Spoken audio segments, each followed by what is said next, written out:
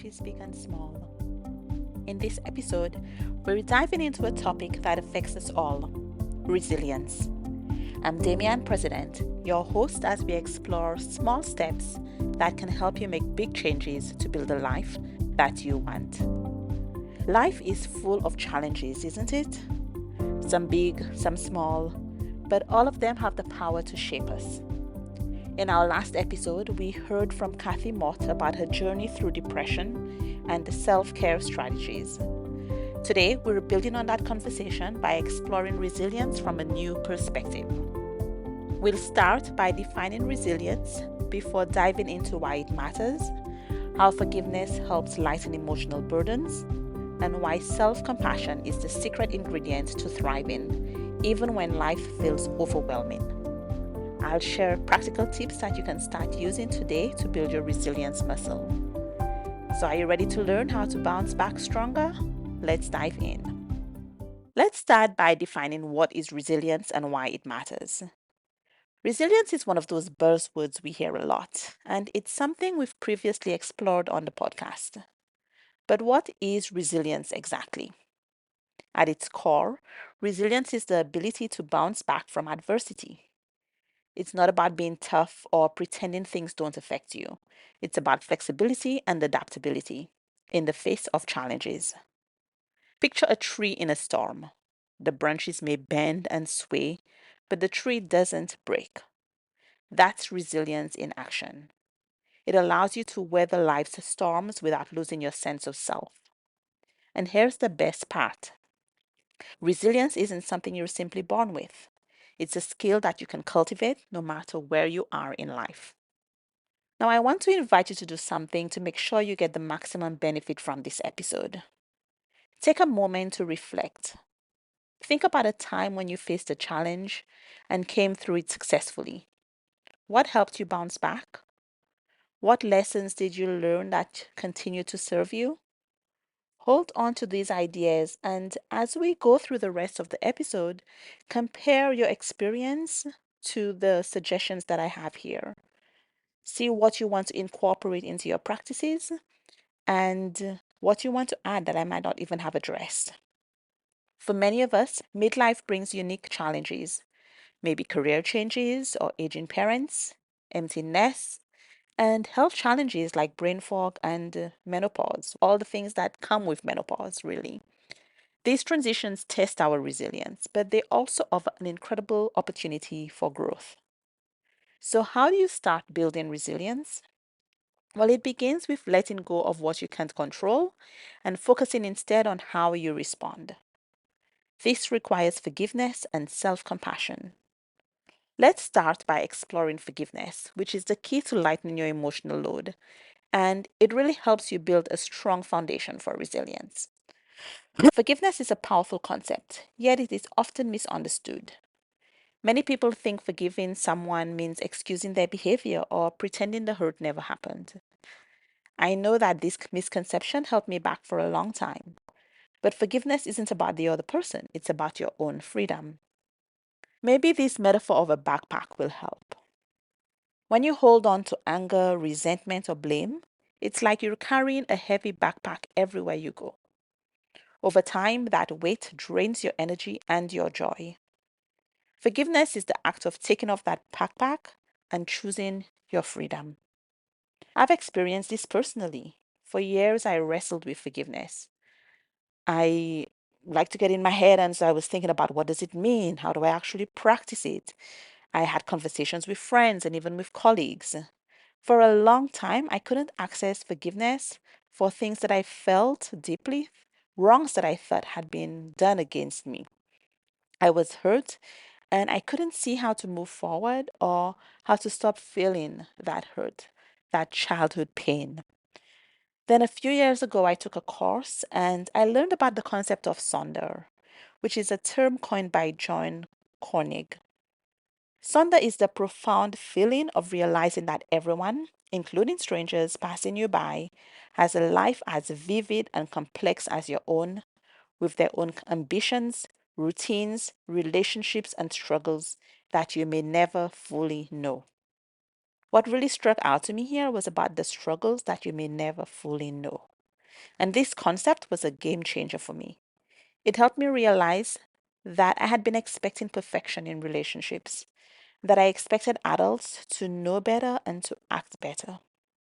But now I'm an adult, right? And I realize that many adults are actually emotionally children that are dealing with their own baggage. As an adult, I've made mistakes. I've done things I regret. I've missed chances to apologize, misunderstood others, been misunderstood myself. Now I realize how universal this is. And the way that we can help each other is with forgiveness. Forgiveness is really a form of grace. It's a recognition that none of us is perfect. I began to acknowledge my own hurt while holding empathy for others. And I've taken the opportunity to strengthen and enforce my boundaries. So while I understand that everyone struggles, this doesn't mean that everything anyone does is okay.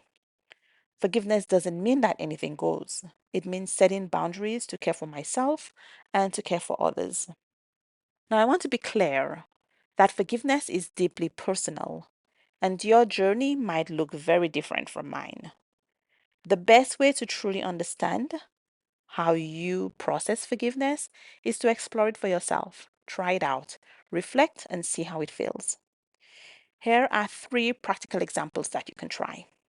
First is acknowledging your feelings. You can start by naming what you're feeling, for example, hurt, anger, disappointment. And when you give your emotions a feeling, it helps to validate them. And that validation is an essential first step towards release.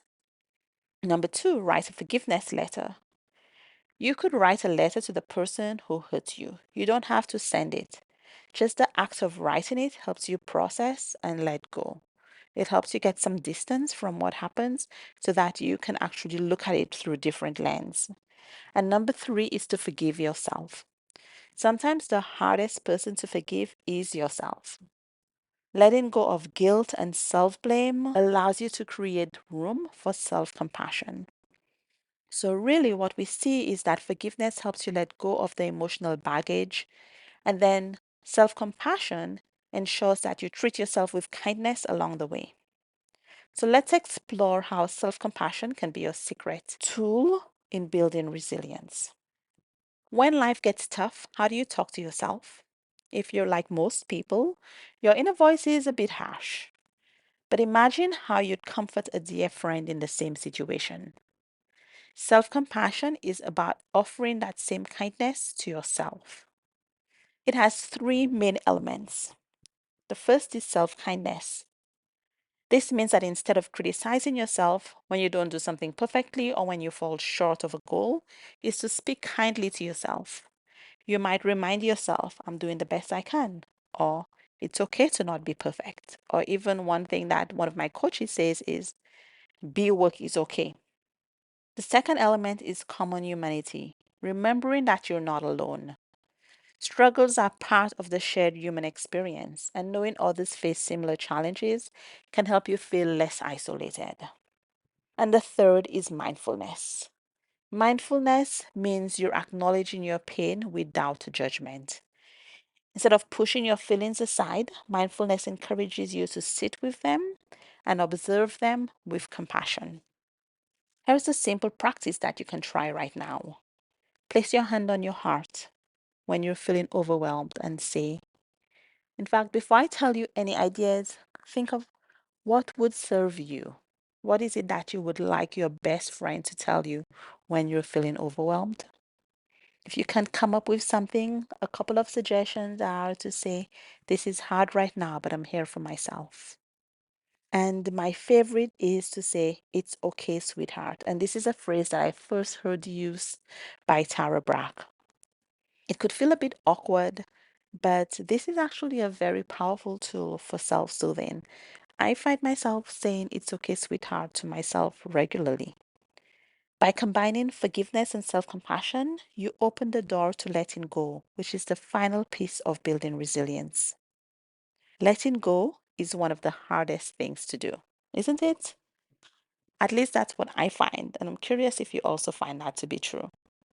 But the thing is that letting go is an essential part of healing. It doesn't mean forgetting or pretending something didn't happen, but it means choosing peace, choosing freedom. So, how do you let go? Here are three strategies. The first is to declutter your mind. Write down the thoughts or memories you want to release. Putting them on paper helps you externalize them and see them more clearly. Create rituals. Sometimes a symbolic act like burning a piece of paper with those thoughts written on it can bring a sense of closure. And focus on the present. Mindfulness brings you back to the present moment, and that can make it easier for you to stop ruminating on the past, stop thinking about the past and trying to live there instead of the present. So remember that letting go is a practice, it's not a one time event. Be gentle with yourself as you navigate this process. Now, as we're coming to the end of this episode, I would like to give you an invitation. As you go about your week, I encourage you to practice one small act of self compassion. Maybe it's a kind word to yourself, a quiet moment of reflection, or simply letting go of something that's been holding you back.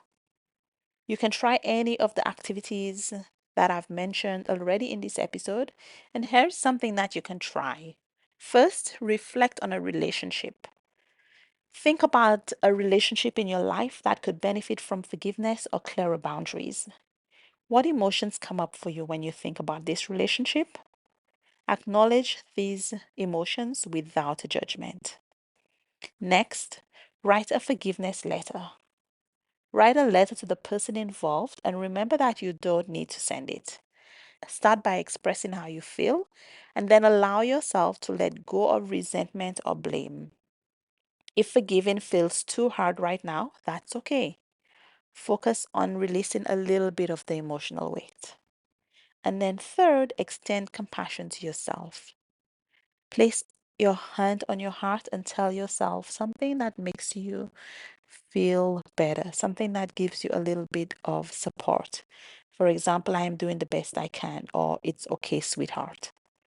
Notice how it feels to treat yourself with kindness in this process. This is very similar to the rain meditation process, and I will add a link to a previous episode on that in the show notes. You're welcome to do this experiment, these 3 steps, or come up with your own experiment. By taking this small intentional step, you're not only practicing forgiveness and self compassion, you're actually building resilience, something that will serve you in every area of your life. Thank you for joining me in this episode of Changes Big and Small. In today's episode, we explored the interconnected tools of resilience, forgiveness, and self compassion. 3 powerful strategies to help you face challenges with strength and grace. Before we wrap up, I'd like to hear from you. How do you practice resilience in your daily life? Share your thoughts with me on social media or leave a comment on the website changesbigandsmall.com. It's often the case that you're stronger than you think, and you can keep building your resilience muscle. If you've enjoyed listening to this episode, please help me share it with more people by leaving a review. You can find an easy link for reviews in the show notes. In the next episode, we'll explore how using gratitude and positive self-talk can shift your mindset and increase joy in your everyday life. Until next time, remember that change begins with one small step. Have a great week.